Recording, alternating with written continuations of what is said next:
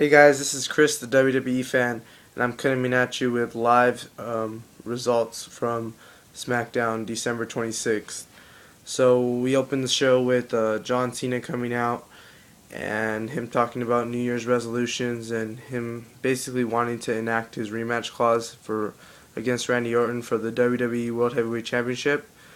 However, as soon as he said that, the Shield came out and attacked him, and then Mark Henry came out to help, and then Big E Langston came out to help, and then Kane came out and basically said that Stephanie and Triple H put him in charge for the night, and he threw a curveball and said we're gonna have 3 singles matches instead of one 6-man tag that we normally see. So it was a good change of pace. It was a nice little curve to the norm, and that was scheduled for the main event. Then we see the Usos taking on Harper and Rowan, and it was a quick 3-minute match. Like they straight up, the Wyatts just beat them up and threw one of the Usos out of the ring, then hit the discus clothesline and the body splash, and that was basically it. It was the end of the match. But that was not the end of the Wyatts. We would see the Wyatts later on in the show. Next was Cody Rhodes taking on Antonio Cesaro in a singles match, and it was kind of lame the way it ended. It just had Jack Swagger jump on the apron, get pushed off, and then Cesaro just hit an uppercut to the back of the head and then rolled him up, and it was a 1-2-3. It's kind of lame, but it's whatever.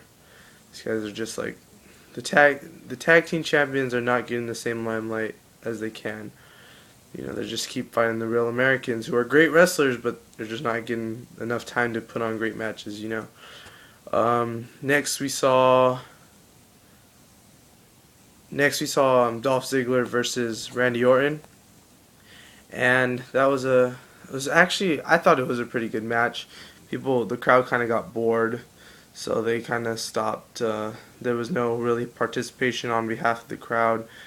It was a pretty decent match. Orton did the normal heel thing and poked Ziggler in the eye and hit the RKO and won the match. Earlier, the reason we had this match was because Ziggler and Orton had a confrontation in the back, and it was just it was just a confrontation and led to a match. But Kane had said that in the back it needs to be civilized, but when you're out the ring, then anything can happen. And so after the match, Randy Orton just goes and beats up Ziggler and just destroys him and says, you want to mess with me, this is what happens, And it was a pretty good match though for the most part. Then we see Daniel Bryan taking on Bad Santa, Damien Sandow, and it was not that great of a match, but there was a lot of fan participation in that match. The fans were totally behind Daniel Bryan in that match, and they were chanting Daniel Bryan when he was in a headlock, and they were chanting yes, and it was just a clean win by Daniel Bryan. He did the kick to the head and then set up for the running knee, and he hit the running knee, and it was just over. It's a good, quick match, and happy to see Daniel Bryan on the card, And then now it was time for the main event. And so we saw the Shield come out, and then we saw Big E, then Mark Henry and John Cena. They all came out 6 people at the same time, but we saw each individual match. We had a quick match between Big E Langston and Dean Ambrose, and it was hinted, or it was talked about, was the unification of the Intercontinental Championship and the United States Championship. It was just talked about. They said, oh, well, we talked to Dean Ambrose and we talked to Big E about this idea, and Big E said that the Intercontinental Championship shouldn't be lost, and Dean Ambrose just said if they're going to do it, they better come out with a really cool belt so that he can hold or whatever. But it was a good match. It was worth watching. It wasn't really worth watching. It was really quick.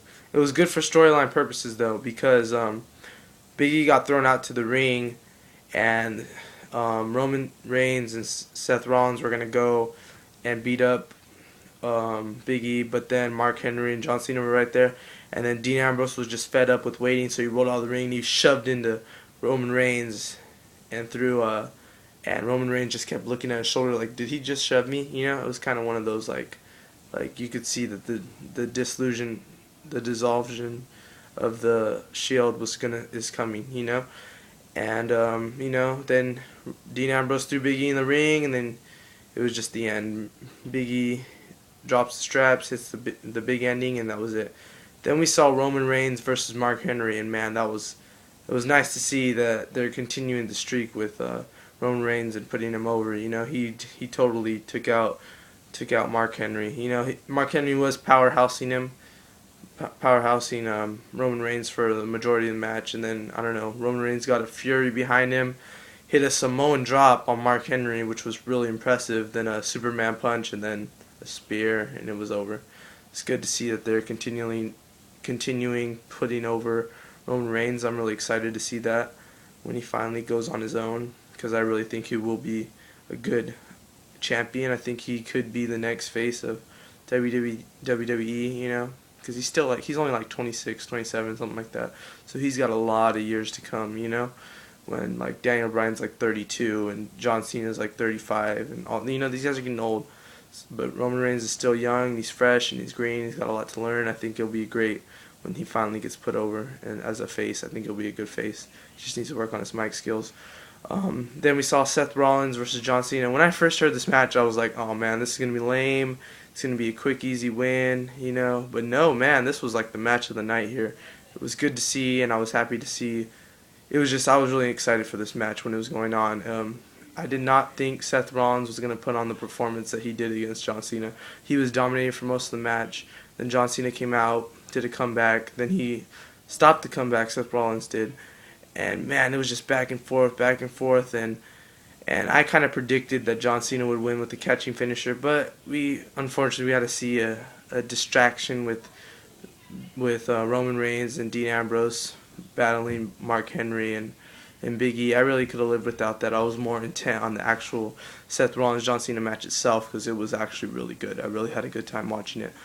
You know, good finish, and I'm hoping that this is telling us that Seth Rollins is not going to get lost in the sea when the Shield does dissolve, because I know Roman Reigns is going to be a big face and Dean Ambrose will be a good heel, but nobody knows what's going to happen with Seth Rollins. But I think it'll be really good to see what happens. I think it'll be a good match, and it'll be a good dissolution. I don't know the right word for this guy. I'm sorry.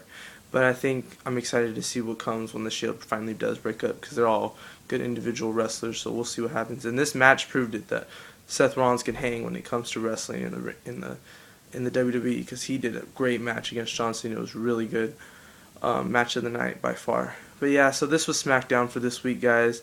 And I just wanted to bring you guys this video, because I haven't brought up a video in a long time, so I thought it was a good time to bring up one. Thanks you guys for listening. Peace.